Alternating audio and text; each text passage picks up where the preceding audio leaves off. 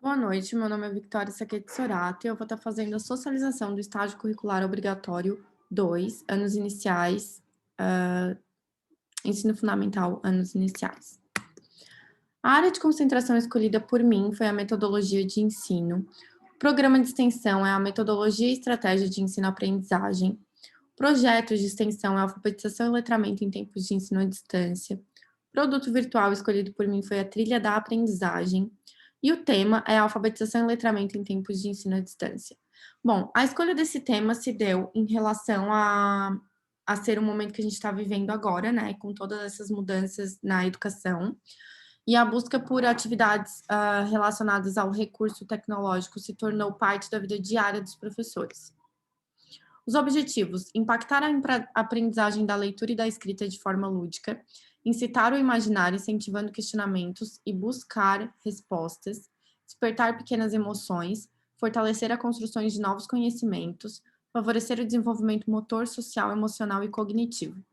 Fundamentação teórica. Na fundamentação teórica, eu trouxe um pouco sobre a alfabetização e letramento, né?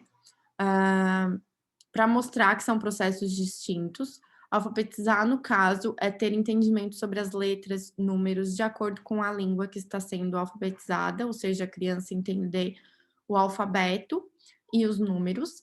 De acordo com Schiochetti, como está ali no slide, a alfabetização ela tem como fundamento servir como base para a expressão dos valores sociais, humanos, universais e étnicos. Em paralelo, ela é utilizada inicialmente para o ensino da leitura e da escrita.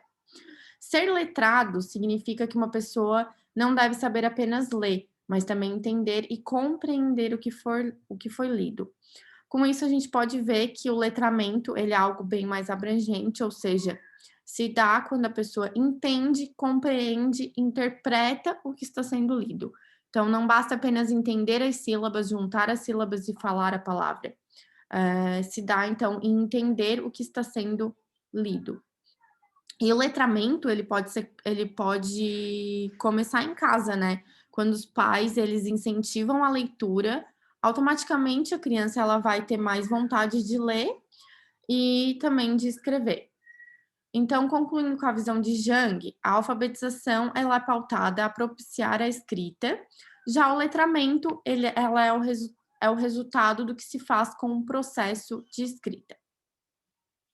Também na fundamentação teórica, eu citei sobre o tema escolhido por mim, né, que é a alfabetização e letramento em tempos de ensino à distância. Eu dei uma breve fundamentada sobre isso. A metodologia desse trabalho se baseou dentro do projeto de extensão, que constitui ferramentas de trocas de reelaboração, renovação e de desenvolvimento de materiais de qualidade com vistas ao aprimoramento da prática pedagógica, substituindo então a prática presencial. Com o início da pandemia, né, a Uniaselv, então, ela desenvolveu essa opção de estar fazendo o estágio de forma totalmente virtual, mas com uma metodologia de ter o mesmo aprendizado da maneira presencial. O meu estágio, né, que eu desenvolvi, ele teve como metodologia as pesquisas bibliográficas e também através de sites da internet. Teve a entrevista com a diretora da escola escolhida por mim, e também utilizei as competências e habilidades desenvolvidas pela Base Comum Curricular BNCC do Ensino Fundamental. O nome da instituição que eu escolhi é Antônio Milanês Neto, quantidade de estudantes é 254, a área de atuação é a educação infantil e o ensino fundamental anos iniciais somente. O último IDEB da instituição foi em 2017 e obteve a nota de 6.0. E a estrutura da escola são 7 salas de aula, sala de diretoria, sala dos professores, secretaria, laboratório de informática, quadra de esportes, cozinha, biblioteca, refeitório, despensa, entre outros. Nos planos de aulas eu desenvolvi 10 planos de aula, todos com foco na alfabetização e letramento, né, que é o tema do meu estágio. E eu utilizei algumas habilidades definidas pela BNCC. As principais foram essas que estão citadas aqui. Bom, a vivência do estágio. Devido às circunstâncias geradas pela pandemia, a prática do estágio foi realizada, então, de maneira diferente, especificamente de maneira virtual. As informações que eu utilizei para realizar o primeiro passo do estágio, que foi em relação à instituição escolhida, foi adquirida através da internet, por sites do governo, que eles dão informações sobre as escolas estaduais, e também pelo telefone, conversando com a diretora da escola.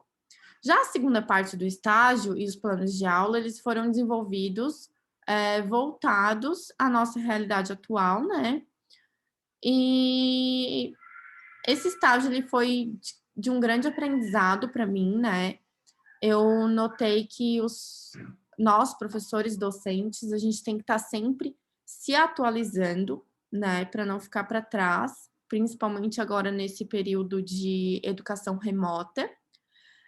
O estágio, então, ele é um momento de pensar no nosso fazer pedagógico, aprendendo e ensinando ao mesmo tempo.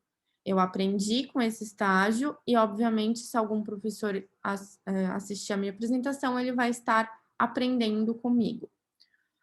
Compreendendo que o processo de ensino-aprendizagem, ele exige envolvimento, discussões, reflexões, saber ouvir, respeitar as vivências e contribuições do aluno e sua família. Produto virtual desenvolvido por mim, como eu já falei, foi a trilha pedagógica. O público-alvo são professores do ensino fundamental 1, a área de concentração, metodologia de ensino, e o tema é na pista das palavras. Aqui a capa. Aqui a capa, então, do joguinho, né, na pista das palavras. É para o primeiro ano do ensino fundamental. Os objetivos são os mesmos do estágio. A atividade será feita em 2 aulas de 45 minutos.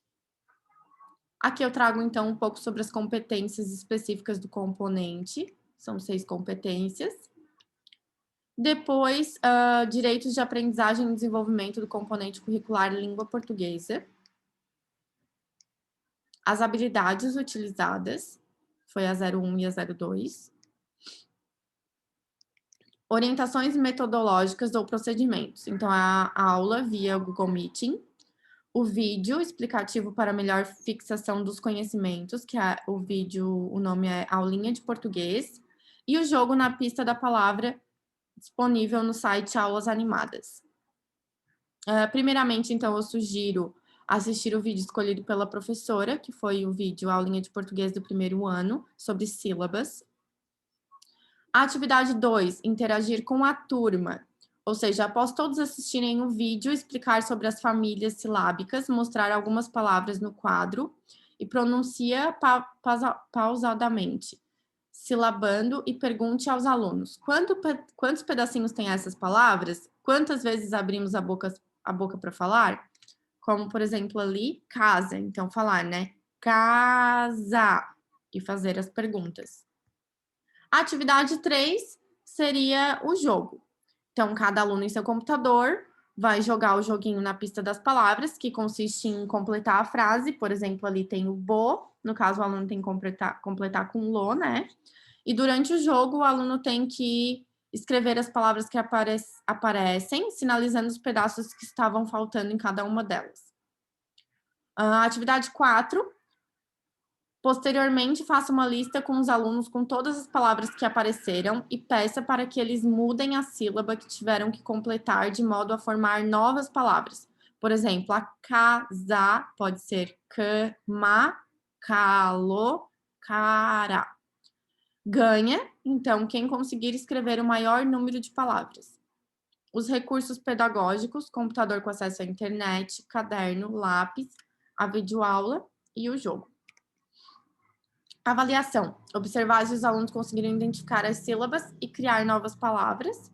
Então, será feita de maneira processual, né? Vendo o desenvolvimento do aluno. Aqui são as referências da atividade. E aqui são as referências do meu trabalho. E com isso eu concluo a minha apresentação. Creio que passou uns segundos do tempo, mas não muito. E por fim, eu trago essa frase: se a educação sozinha não transforma a sociedade, sem ela, tampouco a sociedade muda. Obrigada. Tchau. Até mais.